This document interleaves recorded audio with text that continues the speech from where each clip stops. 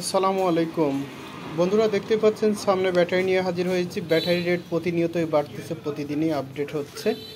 তো শুধু ব্যাটারি না, আরও অন্যান্য মাল যেমন সার্কিট সহ এলসিডি আছে, এগুলো রেটটাও বাড়তেছে। তো দেখতে পাচ্ছেন উপরে চলে আসছে লিথিয়াম ব্যাটারি এবং নিচে দেখতে পাচ্ছেন যে বাটন ফোনের ব্যাটারি। যাদের কাছে ব্যাটারি আছে ধুয়ে মুছে একটু চকচকা করে পারলে রেখে দিতে পারেন, আগামীতে হয়তো বা আরও বাড়তে পারে। আর যারা মনে করেন যে নেমে যেতে পারে দামটা, তারা চাইলে বিক্রয় করে দিতে পারেন। কারণ আমরা এর আগে একসময় এই ব্যাটারিগুলো 550 পর্যন্ত বিক্রয় করেছি।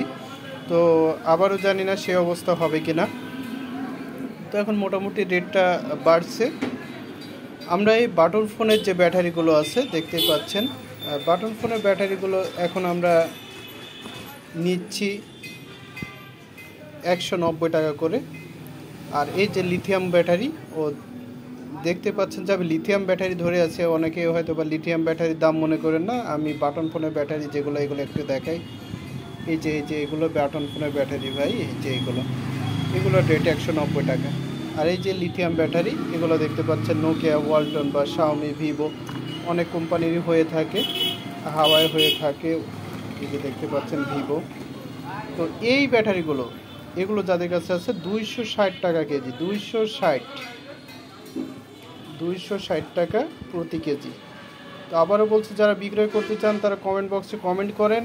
আর যারা মনে করবেন যে রেখে দিবেন, তো যত্ন করে রেখে দিতে পারেন। হয়তো বা দাম বাড়তেও পারে, আবার বলা যায় না ভাই, যেহেতু চায়না বাজার, কমে যেতেও পারে। তো সব কিছুই বলে দিলাম। একটি রিকোয়েস্ট, যদি চ্যানেল নতুন দর্শক হয়ে থাকেন তাহলে চ্যানেলটিকে সাবস্ক্রাইব করবেন, লাইক করবেন আর শেয়ার করবেন বন্ধুদের সাথে বেশি বেশি করে, যাতে করে ওনারাও এগুলো ফেলে না দিয়ে বিক্রয় করে কিছু টাকা উপার্জন করতে পারে। আর যারা নতুন সার্কিটের ব্যবসা শিখতে চাচ্ছেন তাদের উদ্দেশ্যে বলি, তাদের জন্য ভিডিও আমরা দিয়েছি। ইতিমধ্যে আমরা র্যামের ভিডিও দিয়েছি, 32 জিবি রমের ভিডিও দিয়েছি। পর্যায়ক্রমে আমরা 16, 64, 128, 256 সবগুলোই দিব।